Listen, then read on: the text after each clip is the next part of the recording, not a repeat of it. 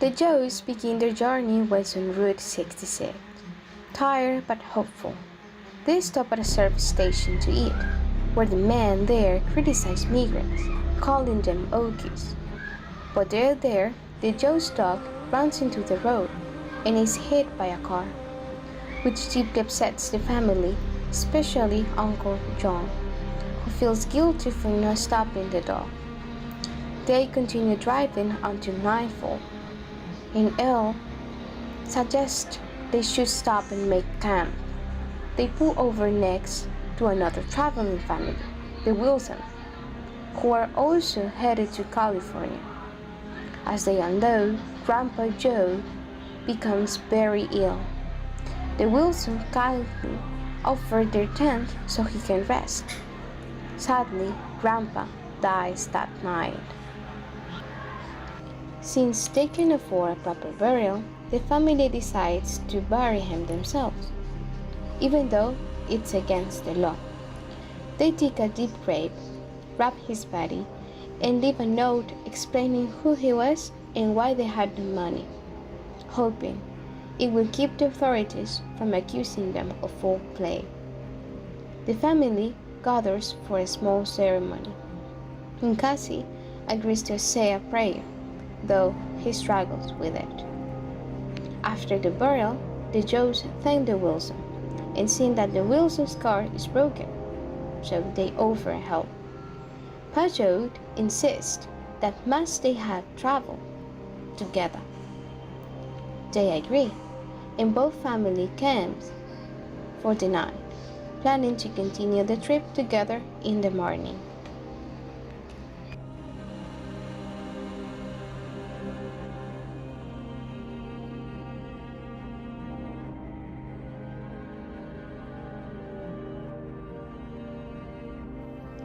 The Joad family finally crosses the desert and enters California.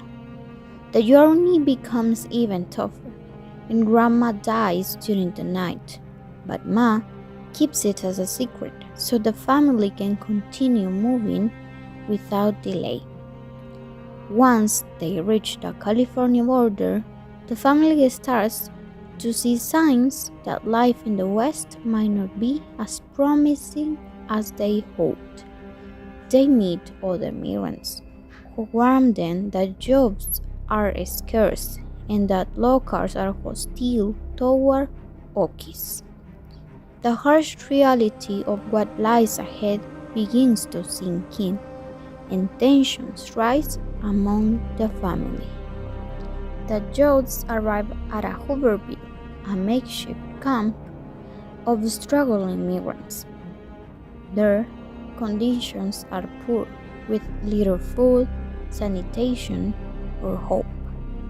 Tom learns more about the growing tension between the migrants and authorities. A contractor arrives offering work, but he will not give details or a contract. When one man questions him, a fight breaks out and the police arrested the man. Jim Cassie steps in to protect Tom and ends up getting arrested instead, sacrificing himself for the family. Meanwhile, the Joes continue to struggle with dueling resources, and Connie abandoned Rose of Sharon. The Joes prepared everything to leave the Hooverville in search of better conditions.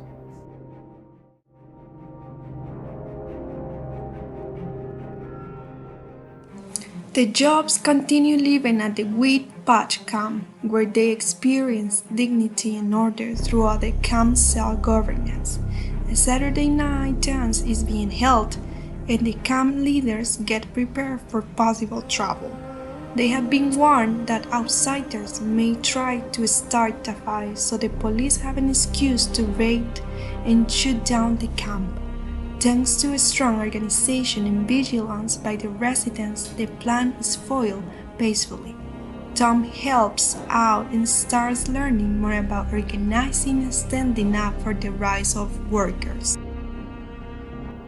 the Judge family is forced to leave the Witchpat camp because there is still no work available nearby, and their money and food are running out.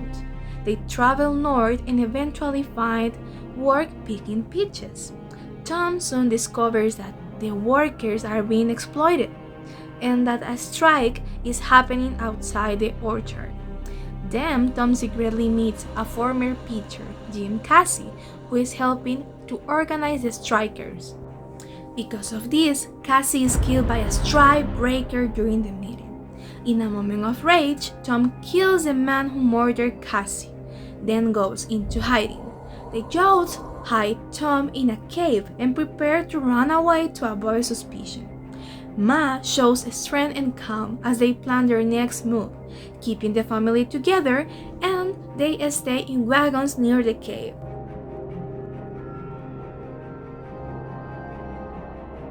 The rain continues, flooding the boxcar where the Judds had been living. As the flood waters rise and food runs out, Rose of Sharon becomes sick and goes into labor. Tragically, her baby is stillborn. With the flood making their shelter unlivable, the family is forced to move again. Then they find an old barn on higher ground where they encounter a starving man and his son. The boy explained that his father is dying because he hasn't eaten in 6 days. In a powerful and symbolic final scene, Rose of Sharon breastfeeds the starving man, offering him the only food she has left. She does it silently, with a mysterious and peaceful smile. And remember, in a world full of injustices, generosity, compassion, and self-sacrifice keep hope alive.